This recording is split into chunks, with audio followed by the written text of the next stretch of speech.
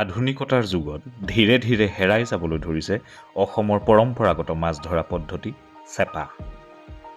কিন্তু আজিও গ্ৰাম্য অসমৰ বহু মানুহে এই লোকজ্ঞানক জীয়াই ৰাখিছে।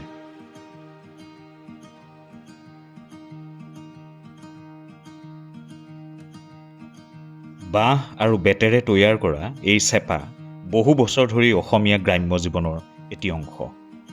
বিশেষকৈ বৰষুণৰ সময়ত খাল, বিল বা ধাননি পথাৰত এই পদ্ধতিৰে মাছ ধৰা হয়। স্থানীয় লোকসকলৰ মতে এই পদ্ধতি পৰিৱেশ বান্ধৱ আৰু কম খৰচী। আপোনাৰ নামটো? নয়ন বৰা। এই চেপা আপুনি কিমান বছৰ ধৰি ব্যৱহাৰ কৰি আহিছে? আমাৰ এই চেপা প্ৰায় আমাৰ 1970 চনৰ পৰা আমি আমাৰ দেখা। হয়,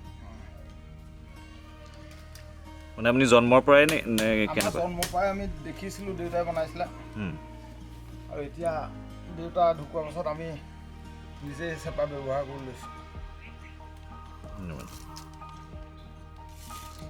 এতিয়া আগৰ দৰে মানুহে এই পদ্ধতি ব্যৱহাৰ কৰেনে চেপা বনাবলৈ? বৰ্তমান কম কৰে। চেপা বনাই এতিয়াতকৈ সৰু চেপা বনাই যায়। আপোনাৰ এই চেপাটো কিমান ডাঙৰ? 7.5 ফুট। 7.5 ফুট দীঘলে দীঘল আৰু বহলে?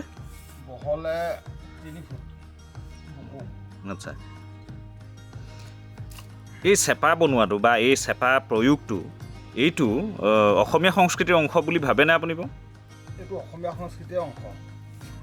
কাৰণ মাছ ধৰা সঁজুলিটো নহ'লে মাছ এটা ধৰি খাব নোৱাৰে।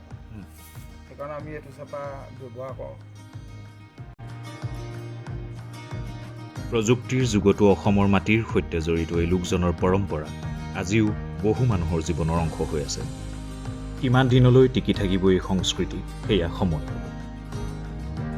যোৰহাটৰ পৰা দীপৰাণ কৃষ্ণৰ বিশেষ প্ৰতিবেদন, ৰিপাব্লিক এনি।